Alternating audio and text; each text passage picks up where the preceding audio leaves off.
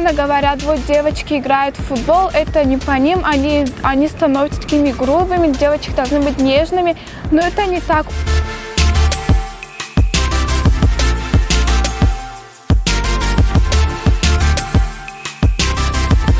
Был такой момент, что проблема у меня была с учебой. Я пропускала учебу и позвонила моим родителям и сказала. Родителях вызвали в школу.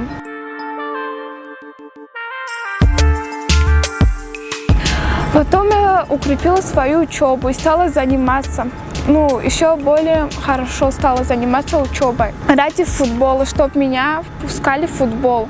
А то, если бы я не занималась, меня все родители бы отказали бы от видов спорта футбола.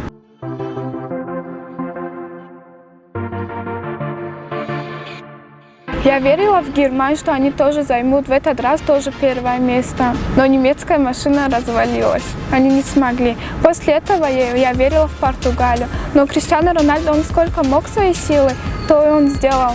Тоже он молодец. После этого я вот теперь верю в Бразилию.